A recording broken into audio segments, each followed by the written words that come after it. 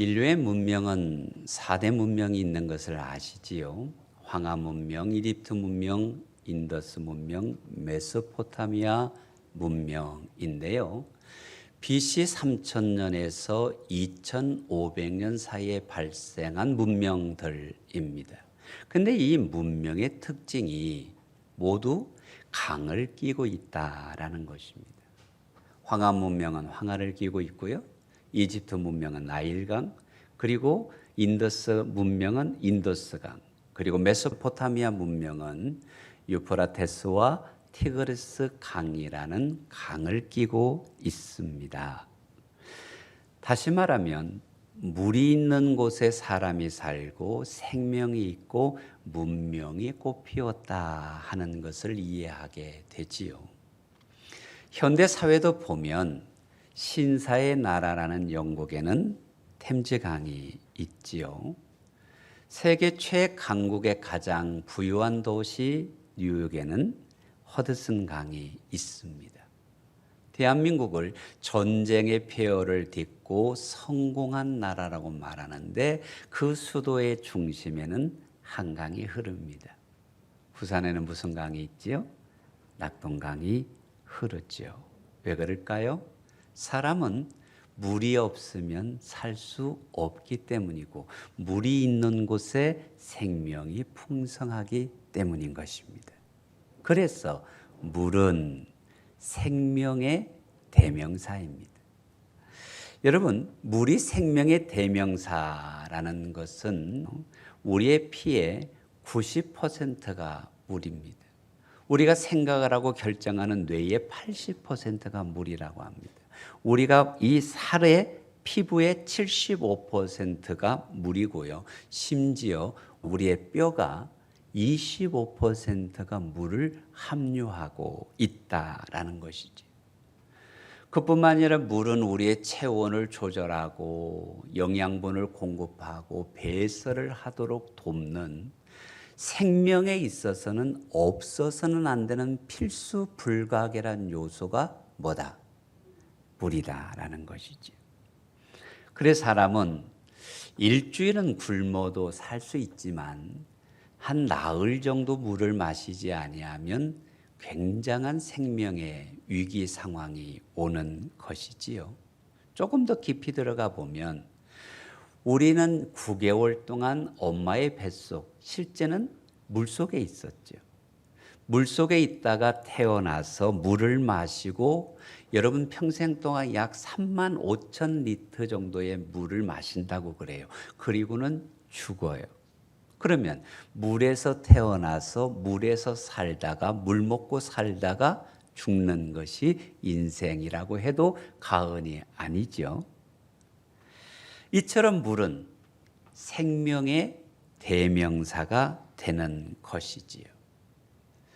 그러면 이 생명의 대명사가 물이요 강을 중심으로 문명이 일어났다면 성서의 땅 예루살렘에는 어떤 강이 있을까? 좀 각도가 다릅니다. 보통 그러면 요단강 이렇게 말하는 분은 아직 성경을 깊이 모르는 분입니다. 예루살렘에는 강이 있다? 없다? 없습니다. 다른 강이 있습니다. 그것이 12절에서 말씀을 하는데요.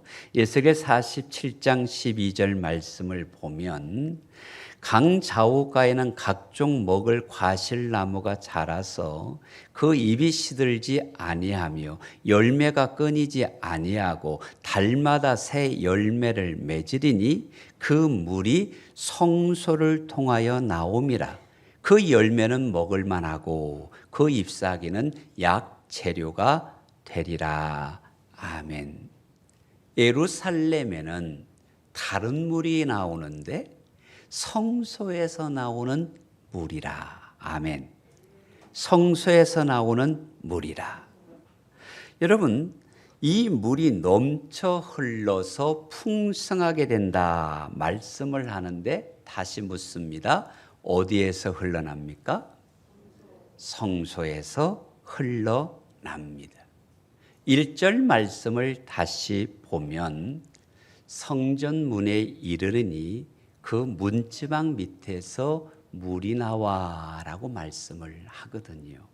그리고 2절을 보면 물이 그 오른편 쪽에서 스며 나오더라 이렇게 말씀을 하고 있습니다. 근데 그 물이 12절 말씀을 보면 성소를 통하여 나옴이라 라고 말씀을 하고 있는 것이지요. 다시 말하면 문지방의 물이 오른편의 물이 성소에서 나오는데 성소가 어디입니까? 성전에서 흘러나온다라는 것입니다.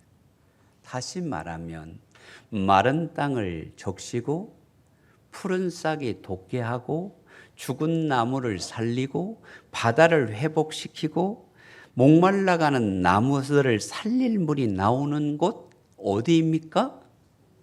성전입니다. 여러분, 왕궁이 아닙니다. 청와대가 아닙니다. 백악관이 아닙니다.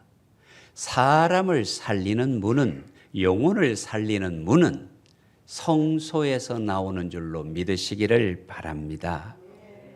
인생을 살리고 인생을 풍성하게 하는 물, 오직 성전에서, 하나님의 성전에서 흘러나는 것이지요. 이 성전의 물을 무엇으로 우리가 이해하고 믿음으로 받아들여야 하느냐? 이 성전의 물은 성경을 보면 예수 그리스도를 말씀합니다. 왜냐하면 예수님께서 친히 요한복음에서 4장 14절에 이렇게 말씀하셨어요. 내가 주는 물을 마시는 자는 영원히 목마르지 아니하리니 내가 주는 물은 그 속에서 영생하도록 솟아나는 샘물이 되리라.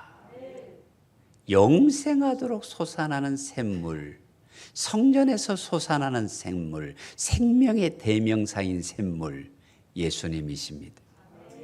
우리는 이 예수님을 믿습니다. 여러분, 모든 믿는 자들에게 이 생수의 강이 흘러남을 요한복음 7장 38절 이하의 말씀을 보면 나를 믿는 자는, 예수님을 믿는 자는 성경의 이름과 같이 그 배에서 생수의 강이 흘러나오리라. 생수의 강이 흘러나오리라. 예수님을 믿으면 성령의 강이, 은혜의 강이, 생명의 강이 흘러납니다. 할렐루야. 그렇습니다. 생명의 근원이신 예수님께로부터 목마르지 아니하는 생수가 흘러나와 우리의 영혼을 적시고 우리의 영혼을 살리고 우리의 인생을 풍성하게 하는 줄로 믿으십시오. 예수님은 마르지 아니하는 생명의 근원이 되십니다. 물은 생명입니다. 예수님이 생수입니다. 예수님만이 생명수가 되시는데, 그러면 생명은 누구 안에만 있습니까? 예수님 안에만 있습니다. 여러분, 예수님 안에 있는 사람은 삽니다. 나사로처럼 죽어도 삽니다. 다 망한 것 같아도 노예로 팔려 갈지라도 살아나게 하시는 분이 하나님이시고 예수 안에 있는 은혜의 사람들인 줄 믿으십시오. 예수가 좋은 것입니다. 예수가 생명입니다. 그 예수님의 생명수가 여러분 무엇으로 흘러날까요? 말씀으로 흘러나는 것입니다. 그래서 생수를 누리고 싶습니까? 살고 싶습니까? 말씀 안에 있어야 합니다.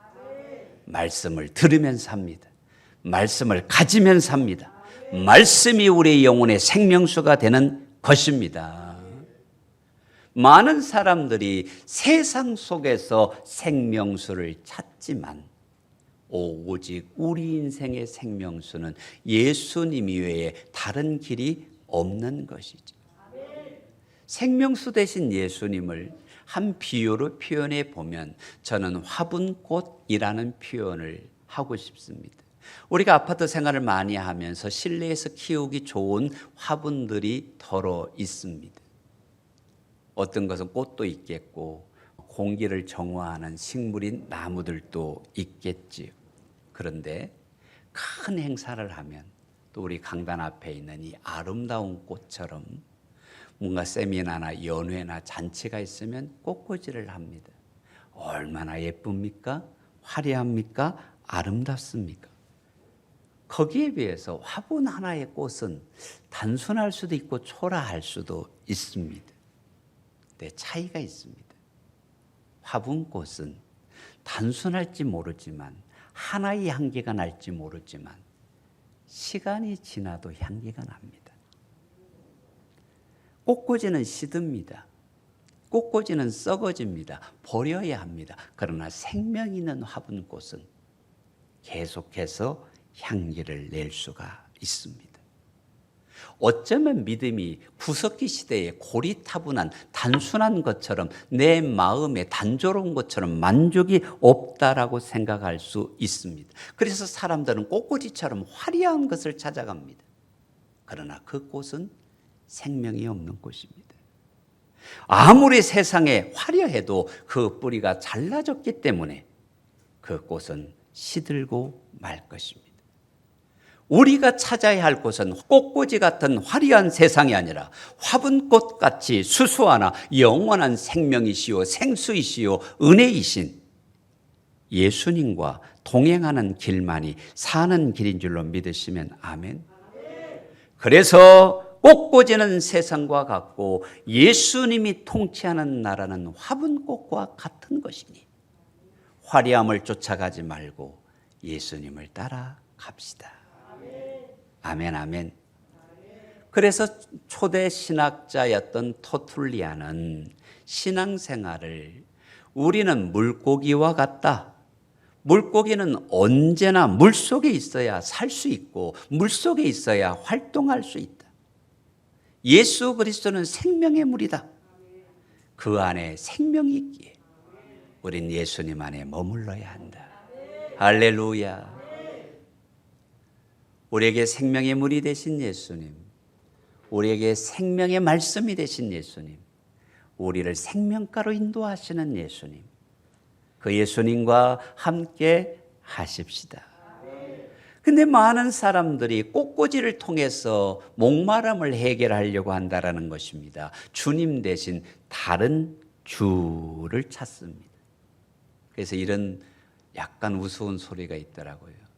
요새는 조폭보다 주폭이 무섭다. 요즘 주폭이 아니더라 할지라도요, 연예인들이 참 자기 이미지 관리를 많이 하는데 음주운전을 하고 사고를 내거나 어려움을 겪는 연예인들을 많이 보게 되잖아요. 세상 사람들은 이 다른 주도 찾지만 세상의 화려한 꽃꽂이를 찾아가면서 돈이 전부인 것으로, 돈만 많아지면 행복하는 것으로 생각합니다. 요즘 보이시피싱이 왜 그렇게 많습니까? 인륜이나 도덕이나 질서보다 돈을 갖고자 하는 욕심이지요. 돈에 목숨을 겁니다. 그러다 보니까 욕심을 내고 과로하게 되고 돈이 사람을 상하게 하고 돈이 사람의 생명을 죽이기도 합니다.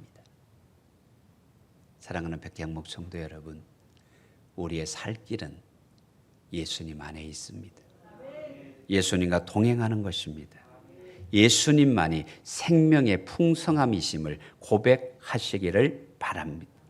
세상 사람들이 화려한 것을 찾아간다 할지라도, 달콤한 것을 찾아간다 할지라도 그것은 이미 뿌리가 잘려 죽은 것이니 예수님이 화려함이 없고 예수님이 예수의 피와 예수님의 은혜와 예수님의 보혈만 본다 할지라도 생명의 원천이 예수님이시기에 생명의 물가로 나아가십시다. 이것을 참 잘 표현한 책이 있는데요. 이용규 선교사님의 책에 그분이 미국에서 중동 지역학 및 역사학으로 박사학위를 받았습니다. 중동이 매우 지정학적으로 중요해지면서 그를 청빙하는 대학들이 많았었습니다. 근데 하나님이 부르셔서 그가 몽골로 갔는데요. 몽골의 초원을 보면서 그는 하나님의 은혜를 깊이 고백하는 문장이 있습니다. 우리 한번 같이 읽어 보십시다.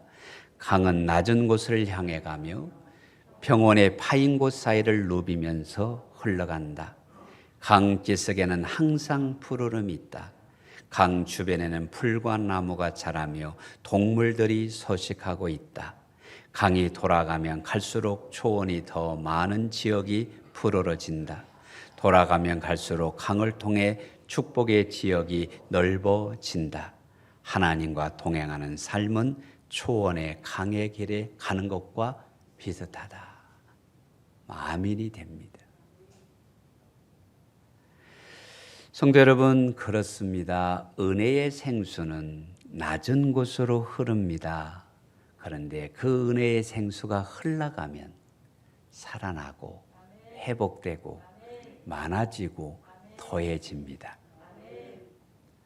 그래서 우리 하나님은 간절하게 우리를 향하여 초청하는 것이 이사야 55장이지요. 오호라 너희 목마른 자들아 물로 나오라 돈 없는 자도 오라 너희는 와서 사 먹되 돈 없이 값 없이 와서 포도주와 젖을 사라. 내게 듣고 들을지어다. 그러면 너희가 좋은 것을 먹을 것이며 너희 자신들이 기름진 것으로 즐거움을 얻으리라.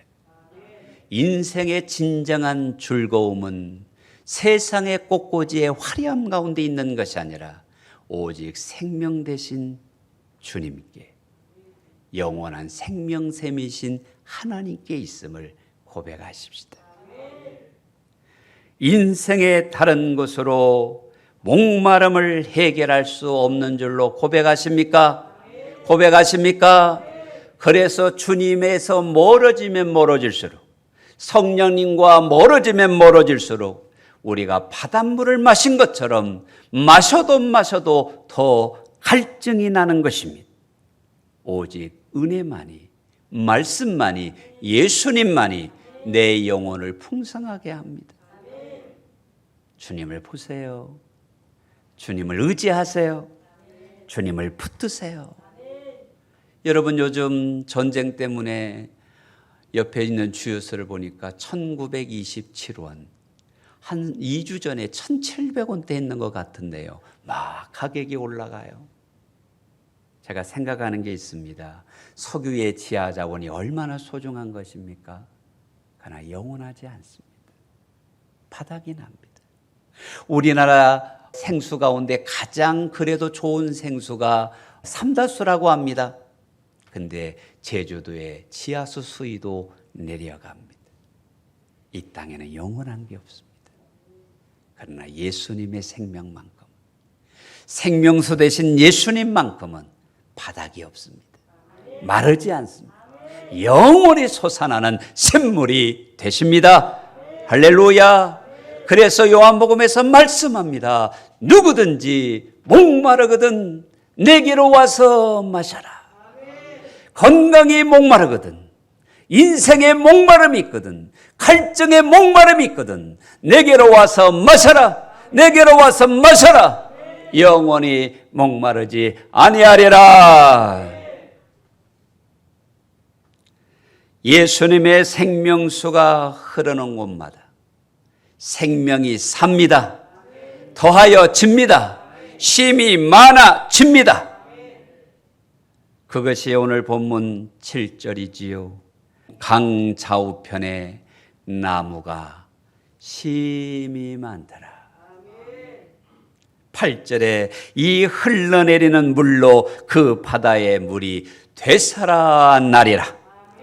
9절에 이 강물이 이르는 곳마다 번성하는 모든 생물이 살고 고기가 심히 많으리니 이 물이 흘러 들어가는 바닷물이 되살아나겠고 이 강이 이르는 각처의 모든 것이 살 것이며 10절에 심히 많으려니와 12절에 시들지 아니하며 열매가 끊이지 아니하고 달마다 새 열매를 맺으리니.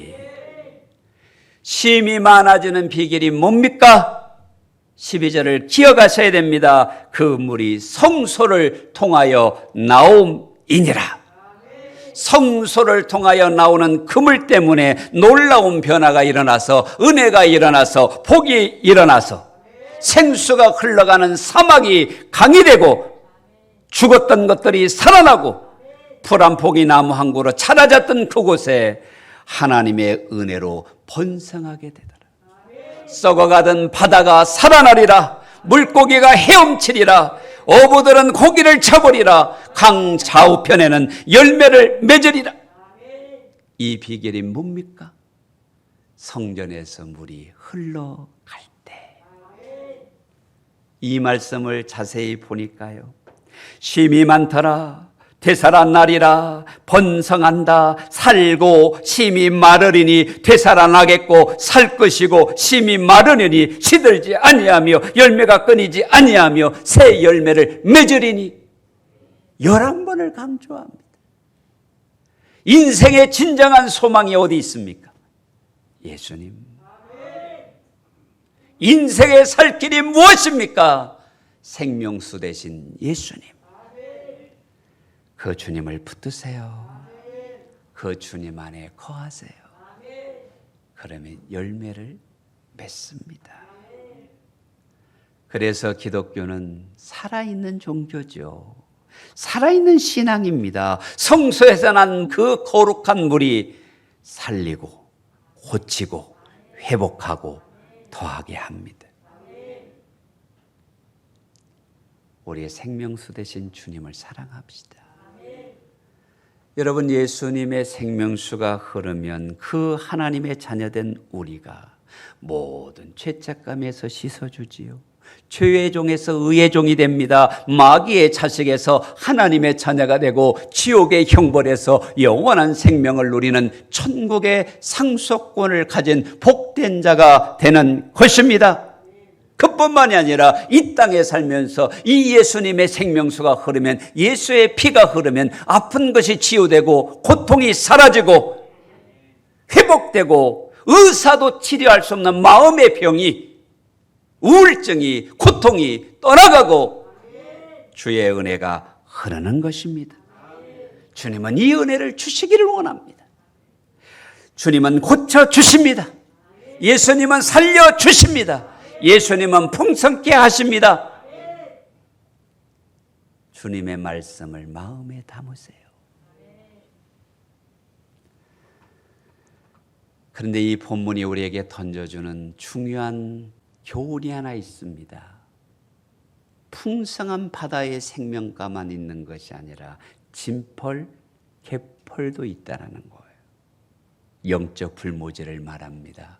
11절 말씀을 한번 같이 읽어볼까요? 시작. 그 진펄과 갯펄은 되살아나지 못하고 소금 땅이 될 것이며, 물이 빠져나간 땅, 시커먼 땅, 생명 있는 물고기가 거하지 못하는 땅. 여러분, 생명의 물이 떠나가면 점점 굳어지고 그것은 소금 땅이기 때문에 자랄 수 없는, 물고기가 살지 못하는 땅이 됩니다. 우리에게 어떤 날은 밀물처럼 은혜가 있다가 어떤 날은 썰물처럼 은혜가 떠나가서 갯벌이 드러나서는 안 된다는 교훈을 주고 있는 것이 아닐까요? 항상 주의 은혜로 풍성하고 주의 생명으로 풍성하고 주의 말씀으로 풍성하고 복음의 능력이 역사하는 그런 우리가 되기를 성경은 도전하고 있는 것이지요. 데살로니가전서 1장 5절 말씀을 보면, 이는 우리 복음이 너희에게 말로만 이른 것이 아니라 또한 능력과 성령과 큰 확신으로 된 것임이니라. 여러분, 확신 가운데 사십시오. 능력 가운데 사십시오. 성령의 확신 가운데 사십시오. 주여, 이 말씀이 오늘 나에게 능력이 되고 확신이 되어 하나님의 은혜의 샘물 가운데 진벌과 갯벌이 아니라 살아나고 풍성하고 심이 더하여지는 믿음의 사람이 되게 하소서. 아무리 메마른 인생, 목마른 인생, 거친 인생이라 할지라도 예수님을 만나고 예수님의 피가 흐르고 복음이 흐르면 영혼이 살아나고 병든 자가 치유되고 손으로 하는 일마다 많아지는, 심이 많아지는 은혜를 누립니다. 이 은혜를 누리기를 주님의 이름으로 축복합니다.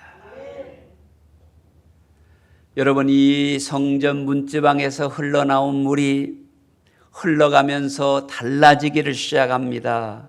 발목까지 잠겼다. 우리의 신앙을 상징적으로 보여주는데요. 이제 교회를 다니는 수준의 어린아이 같을지 모르겠습니다. 무릎까지 잠겼다. 기도는 하는데 아직 성숙함이 필요한 신자입니다. 허리까지 잠긴 성도, 말씀도 배우고 봉사도 합니다. 복음에 대해서 반응도 합니다. 나름대로 신앙의 열정이 있지만 어쩌면 썬데이 크리스찬에 머물러 있는지 모르겠습니다. 마지막 단계가 뭡니까? 물이 많아서 헤엄을 쳐요. 헤엄을. 저는 이 단계는 이 세상을 초월할 수 있는 은혜의 단계라고 봅니다. 자, 물이 많아서 헤엄을 치려면 내 발이 땅에 붙어 있습니까? 떨어졌습니까? 떨어져야만 헤엄칠 수 있습니다. 지금까지는 내가 은혜를 경험해요. 혹은 무릎의 은혜, 허리의 은혜. 근데 여전히 내 발은 세상을 딛고 있었는데 그 은혜의 강물에 내가 푹, 생수의 은혜에 푹 젖으면 내 욕심에서, 내 정욕에서, 내 생각에서 발을 떼고 말씀의 은혜와 성령의 이끄심과 하나님의 진리가 나를 이끌어가는 은혜의 사람이 되더라. 그게 바로 나는 죽고 예수는 산 사람이지. 그게 바로 옛사람은 죽고 새사람이 된 것이지. 방탕하지 아니하고 성령의 은혜 가운데 취한 사람이 되는 것이지. 조금 다르게 설명을 해보면 이스라엘 백성이 출애굽을 했습니다. 은혜를 경험했습니다. 홍해도 경험했습니다. 만나도 경험했습니다. 그런데 그들은 항상 어려움이 생길 때 뭘 생각하냐면 애굽에서는 고기가 있었다. 애굽에는 물이 많았다. 애굽에는 먹을 것이 많았다. 이게 뭔가요? 옛사람이지요. 광야 40년의 광야 학교는 하나님께서 무릎 신앙이 아니라 허리 신앙이 아니라 그 옛사람을 다 띄울 수 있는 은혜의 척기를 원하셨던 것이죠.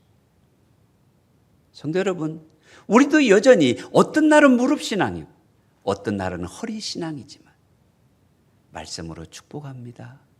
나를 이길 수 있는, 옛사람을 떠나보낼 수 있는 성령의 사람, 은혜의 사람, 새 사람이 되시기를 바랍니다. 어쩌면 믿음은요, 낡아가는 신앙이 있고 새로워지는 신앙이 있다라고 생각합니다. 고물상에 가면 쌓여서 녹슬어가는 것이 있습니다. 그런가 하면 전 세계에 하나님의 복음 들고 달려가서 달아지기를 원하는 믿음도 있다라는 것이죠. 사랑하는 성도 여러분, 녹슬어가지 말고 새로워지세요. 무릎에 머물지 말고 하나님의 은혜 가운데 나를 다 맡기고 수용할 수 있는 그런 믿음의 사람이 됩시다. 그래서 우리는 이 신앙의 싸움을 영적 전투라고 하는 것인데 빌 브라이트 목사님이 이런 말을 했습니다. 우리는 놀이터가 아니라 영적 싸움터에 있는 것이다.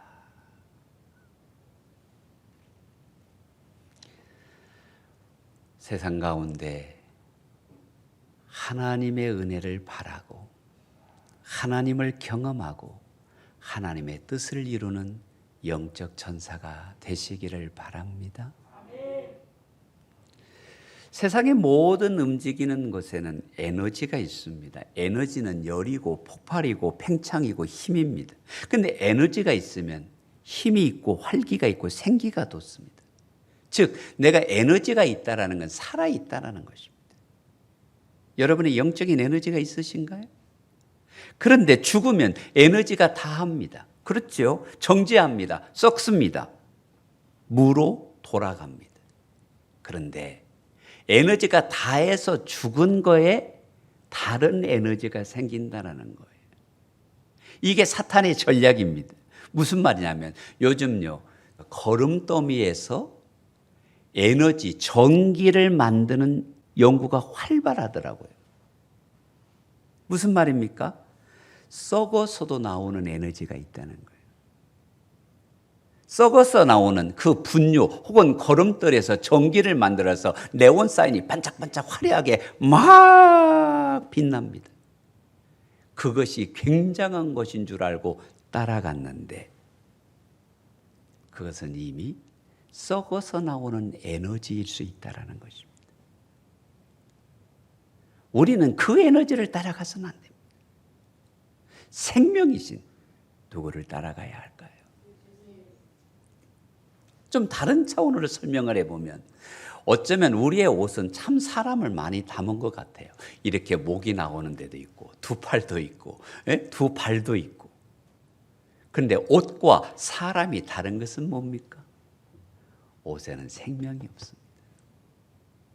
사람에게는 생명이 있습니다. 우리가 믿음 생활을 한다는 것은 영원한 생명이신 예수로 풍성해져서 그 은혜 아래 죽은 것이 살아나고 변화되고 성숙하는 것이지. 여러분 생각해 보세요. 예수님이 나오라 하니 나사로도 살아서 나왔잖아요. 그런데 왜 이 풍성하신 예수님 안에 있는데도 여전히 갈증을 느끼느냐? 왜 목마르느냐? 저는 성경 가운데 정확하게 말합니다. 온전히 예수님께 잠기지 않았어요. 아직 무릎이에요. 아직 허리예요. 얕은 물가에서 놀고 있는 수준이기 때문에 우리가 깊은 강가로 가서 예수님께 나를 온전히 맡겨버리면, 예수님이 나를 온전히 주장하시면, 은혜의 강물에 잠기면 세상 것이 부럽지 않습니다. 아멘 아닙니까? 예수 그리스도는 생명의 물입니다. 예수 그리스도는 살리는 물입니다. 일어서게 하는 물입니다. 더 많아지게 하는 물입니다. 그 은혜의 물줄기가 내 심령을 가득 채우고 내 가정에 흘러넘치고 우리 교회에 흘러넘치게 되면 주님이 기뻐하시는 바로 그 교회가 됩니다. 사랑하는 백향목 성도 여러분, 생명수이신 예수님으로, 그 예수님의 생명의 말씀으로 물된 동산 같은 가정이요 교회요 이 민족이 되기를 주님의 이름으로 축원합니다.